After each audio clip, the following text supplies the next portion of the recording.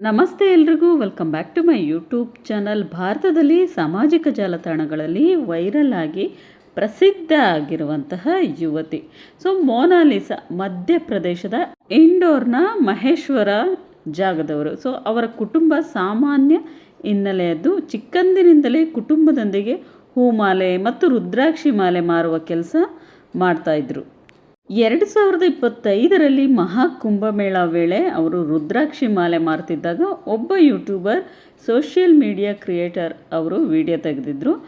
ಅವರು ವಿಡಿಯೋಗಳಿಂದ ಸೋಷಿಯಲ್ ಮೀಡಿಯಾದಲ್ಲಿ ಲಕ್ಷಾಂತರ ವೀಕ್ಷಣೆಗಳನ್ನು ಪಡೆದು ವೈರಲ್ ಆಗಿತ್ತು. ವಿಡಿಯೋ ವೈರಲ್ ಆದ ನಂತರ ಜನರು ಅವರನ್ನು ಕುಂಭಮೇಳ ಮೋನಾಲಿಸಾ, ವೈರಲ್ ಕುಂಭಗರ್ಲ್ ಎಂದು ಕರೆಯಲು ಶುರು ಮಾಡಿದರು. ಸಾವಿರಾರು ಫಾಲೋವರ್ಸು, ಲಕ್ಷಾಂತರ ವೀಕ್ಷಣೆಗಳು. ಸೆಲ್ಫಿ ತೆಗೆದುಕೊಳ್ಳಲು ಜನರು ಸಾಲಿನಲ್ಲಿ ನಿಲ್ತಾಯಿದ್ರು. ವೈರಲ್ ಆದ ನಂತರ ಕೆಲವು ನಿರ್ದೇಶಕರು ಕೂಡ ಗಮನಿಸಿದರು. ಅವರಿಗೆ ಹಿಂದಿ ಮತ್ತು ತೆಲುಗು ಸಿನಿಮಾಗಳಲ್ಲಿ ಅವಕಾಶಗಳು ಬಂತು. ಇದರ ಬೆನ್ನಲ್ಲೇ ದ ಡೈರಿ ಆಫ್ ಮಣಿಪುರ್ ಎಂಬ ಸಿನಿಮಾದಲ್ಲಿ ನಟಿಸುವ ಅವಕಾಶ ಕೂಡ ದೊರಕಿತು.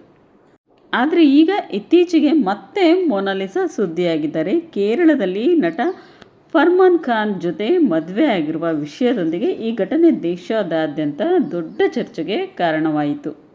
ಈ ಮದುವೆಯ ನಂತರ ಹಲವಾರು ಚರ್ಚೆಗಳು ಶುರುವಾಯಿತು. ಕುಟುಂಬದ ವಿರೋಧ, ಧರ್ಮ ಬೇರೆ ಇರೋದ್ರಿಂದ ಸಾಮಾಜಿಕ ಚರ್ಚೆ, ಮೋನಾಲಿಸಾ ವಯಸ್ಸು ಬಗ್ಗೆ ಕೆಲವರು ಪ್ರಶ್ನೆ.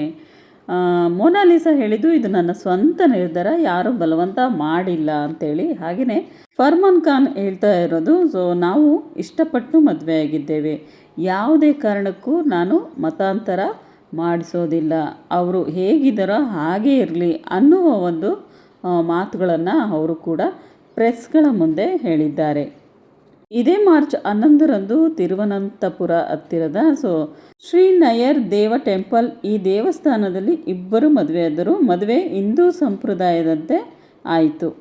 ಅಲ್ಲಿನ ರಾಜಕೀಯ ನಾಯಕರು ಕೂಡ ಈ ಮದುವೆಗೆ ಸಾಕ್ಷಿಯಾಗಿದ್ದರು. ಈ ಮದುವೆ ನಂತರ ಹಲವಾರು ಚರ್ಚೆಗಳು ಶುರುವಾಯಿತು.